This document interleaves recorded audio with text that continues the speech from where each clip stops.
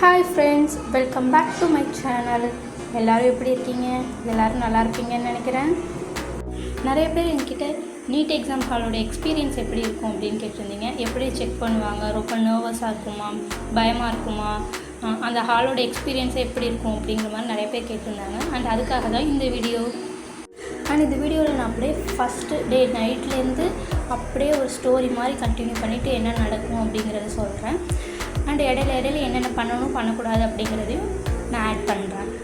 And இப்போ வாங்க நம்ம வீடியோக்குள்ளே போகலாம். ஃபஸ்ட் டே நைட்டே நம்ம எடுத்து வைக்க வேண்டியது எல்லாத்தையும் கரெக்டாக எடுத்து வச்சிடணும். Admit card, photo, ID proof, water bottle இது எல்லாத்தையும் எடுத்து வச்சுக்கணும். போன 2 டைமும் கொரோனா டைம் அப்படிங்கிறதுனால ஹேண்ட் சானிடைசரும் மாஸ்க்கும் எடுத்துகிட்டு வர சொல்லியிருந்தாங்க. இந்த டைம் அதை எடுத்துகிட்டு வர சொல்கிறாங்களா என்னென்னு தெரில. எடுத்துகிட்டு வர சொன்னால் அதையும் எடுத்து வச்சுக்கோங்க. அட்மிட் கார்டு வந்து 2 கலர் பிரிண்ட் அவுட் எடுத்து வச்சுக்கோங்க. ஒன்று வந்து ஃபில் பண்ணி வச்சுக்கோங்க, இன்னொன்று ஃபில் பண்ணாமல் அப்படியே வச்சுக்கோங்க. சப்போஸ் நம்ம ஃபில் பண்ணதில் ஏதாவது கரெக்ஷன் சொன்னாங்கன்னா ஃபில் பண்ணாமல் வச்சுருக்கிறத எடுத்து கரெக்டாக ஃபில் பண்ணி கொடுத்துக்கலாம். அதை எடுத்துகிட்டு போக வேண்டிய திங்ஸ் எல்லாம் இவ்வளோ தான். அண்ட் ட்ரெஸ் கோட் வந்து கரெக்டாக பார்த்துக்கோங்க. எக்ஸாம் சென்டர் உங்களுக்கு எவ்வளோ தூரம் போட்டிருக்காங்களோ அதுக்கேற்ற மாதிரி கொஞ்சம் சீக்கிரமாகவே கிளம்பிடுங்க. ரிப்போர்ட்டிங் டைம் 11 மணிக்கு போட்டிருக்காங்கன்னா 10 மணிக்கெலாம் சென்டரில் இருக்கிற மாதிரி பார்த்துக்கோங்க. 12 மணிக்கு தான் போட்டிருக்காங்கன்னு 11 மணிக்கெலாம் போகாதீங்க. எல்லாருமே 10 மணிக்கு கரெக்டாக போயிடுங்க. மேக்ஸிமம் வந்து ரிப்போர்ட் டைம்லாம் பார்க்காம நமக்கு வந்திருக்கவங்க எல்லாருமே முன்னாடி அனுப்பிச்சி வச்சுருவாங்க. உள்ளே போனதுமே ஃபஸ்ட்டு செக்கிங் ப்ராசஸ் தான் நடக்கும். ஃபிங்கர் பிரிண்ட் வச்சு அட்டண்டன்ஸ் போடுவாங்க. பயோமெட்ரிக் அட்டண்டன்ஸ் தான் நடக்கும். அண்டு வந்து மெட்டல் ஸ்கேனர் வச்சு டெஸ்ட் பண்ணுவாங்க. ட்ரெஸ்ஸில் வந்து எந்த ஒரு மெட்டல்ஸும் இல்லாத மாதிரி பார்த்துக்கோங்க. அண்ட் ஒரு நோஸ் பின் கூட அலோட் கிடையாது, எந்த ஜுவல்ஸும் அலோட் கிடையாது. ஹூக்கு ஏதாச்சும் இருந்துச்சுன்னா கூட அதெல்லாம் கழட்டி வச்சுட்டு போயிடுங்க. எந்த ஒரு மெட்டல் திங்ஸுமே வந்து ட்ரெஸ்ஸில் இருக்கக்கூடாது. அது மட்டும் கரெக்டாக பார்த்துக்கோங்க. ஏதாவது மெட்டல் திங்ஸ் இருந்துச்சுன்னா அந்த மெட்டல் ஸ்கேனரில் டெஸ்ட் பண்ணும்போது சத்தம் கேட்கும். அதனால் கொஞ்சம் நேரம் உட்கார வைப்பாங்க. அதனாலே முடிஞ்ச அளவுக்கு ட்ரெஸ் கோடை கரெக்டாக ஃபாலோ பண்ணிட்டு போயிட்டாலே பாதி பிரச்சனை கிடையாது. மேக்ஸிமம் எல்லாருமே 11 மணி 11:30 உள்ளே அனுப்பிடுவாங்க. அனுப்பி இந்த டெஸ்ட்டெல்லாம் பண்ணி எல்லோரையும் ஸ்கேன் பண்ணி செக் பண்ணி முடித்து எக்ஸாம் ஹால்குள்ளே போகிறதுக்கு 12 மணி ஆகிடும். ½ அன் ஹவர் தான் இந்த செக்கிங் ப்ராசஸ்லாம் இருக்கும். 12 மணிக்கு எக்ஸாம் ஹால்குள்ளே எல்லோரையும் அனுப்பிச்சிடுவாங்க. அடுத்து 2 மணி நேரம் எதுவுமே செய்ய மாட்டோம். 12 மணிலேருந்து 2 மணி வரைக்கும் எல்லாம் சும்மா தான் உட்காந்துருக்க சொல்லுவாங்க. உள்ளே போகிறதுக்கு முன்னாடி எல்லோரும் நல்லா சாப்பிட்டு போயிடுங்க. ஏன்னா 11 மணி 11:30 உள்ளே அனுப்புகிறாங்கன்னா அதுக்கப்புறம் வந்து 5:45 ஆகிடும் வெளியில் அனுப்புறதுக்கு. அது வரைக்கும் அந்த தண்ணி வாட்டர் கேன் மட்டும்தான் குடிச்சிக்கிட்டே இருக்கணும். அதனால் போகும்போதே நல்லா சாப்பிட்டு போயிடுங்க. இடையில 2 மணி நேரம் கேப் வேறு இருக்கும், சும்மாவே உட்கார வச்சுருப்பாங்க. 2 மணிக்கு எக்ஸாம் ஸ்டார்ட் ஆகுதுன்னா 1:50 அந்த டைமில் தான் வந்து எல்லாருக்கும் கொஷின் பேப்பர் கையில் கொடுப்பாங்க. அந்த கவர்லேயே வந்து நமக்கு ஆன்சர் கீயும் ஓஎம்ஆர் ஷீட்டும் உள்ளவே இருக்கும். அதை எடுத்து தனியாக வச்சுட்டு அவங்க என்ன இன்ஸ்ட்ரக்ஷன் சொல்கிறாங்களோ அதுபடி நம்ம ஃபஸ்ட்டு கொஷின் பேப்பரில் நம்ம நம்பர் எல்லாத்தையும் ஃபில் பண்ண சொல்லுவாங்க. அப்புறம் ஓஎம்ஆர் ஷீட்லேயும் நம்ம நம்பர்லாம் ஃபில் பண்ணி அதுக்கேற்ற மாதிரி ஷேடோ பண்ண சொல்லுவாங்க. அந்த ஒர்க்கெல்லாம் கரெக்டாக முடித்தோடனே அவங்க கொடுக்குற அட்டெண்டன்ஸ் ஷீட்டில் வந்து சைன் பண்ணி நம்ம ஃபோட்டோ அதெல்லாம் ஒட்டிக்குவாங்க. ஃபிங்கர் பிரிண்ட்டு எல்லாத்தையும் வச்சுக்குவாங்க. 2 o'clock வந்து நம்மளோட கொஷின் பேப்பரில் இருக்கிற சீலை ஓப்பன் பண்ணி எழுத ஸ்டார்ட் பண்ணலான்னு சொல்லிடுவாங்க.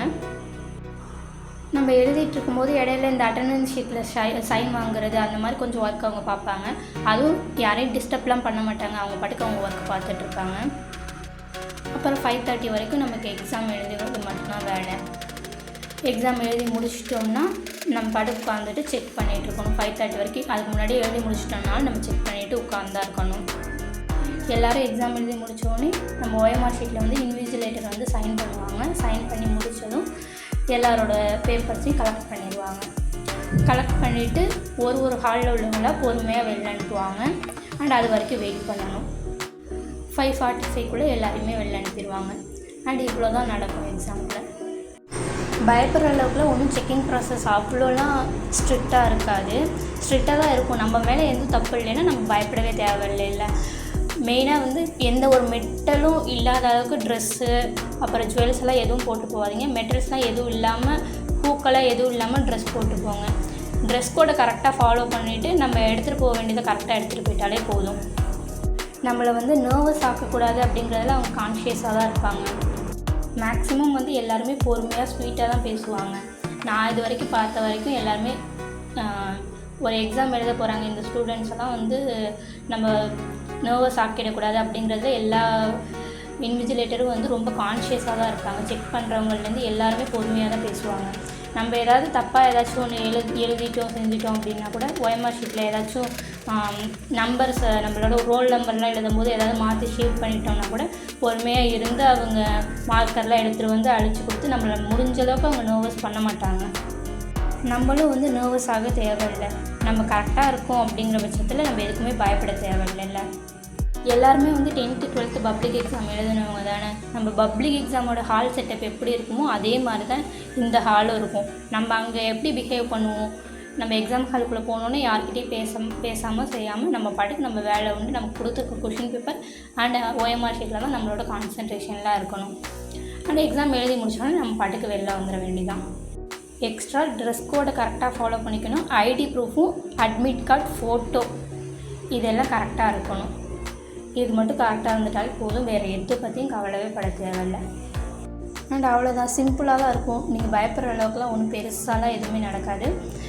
நம்ம பாட்டுக்கு போவோம், எக்ஸாம் எழுதிட்டு வந்துடுவோம். இடையில அவங்க செக் பண்ணுறது மட்டும் கோஆப்ரேட் பண்ணால் போதும். ஒரு பப்ளிக் எக்ஸாம் ஹால் மாதிரி தான் இருக்கும். அண்ட் அவ்வளோதான் ஃப்ரெண்ட்ஸ், நான் முடிஞ்ச அளவுக்கு எல்லாத்தையுமே கவர் பண்ணிட்டேன்னு நினைக்கிறேன். கமெண்ட்ஸில் கேட்ட நிறைய பேரோட டவுட்டும் கிளியராக இருக்கும்னு நினைக்கிறேன். இந்த வீடியோ உங்களுக்கு பிடிச்சிருந்துச்சுன்னா மறக்காமல் இந்த வீடியோக்கு ஒரு லைக் பண்ணிவிட்டு நம்ம சேனலையும் சப்ஸ்கிரைப் பண்ணிக்கோங்க. நான் உங்கள் எல்லாரையும் அடுத்த வீடியோவில் மீட் பண்ணுறேன். All the best for your exams. Bye.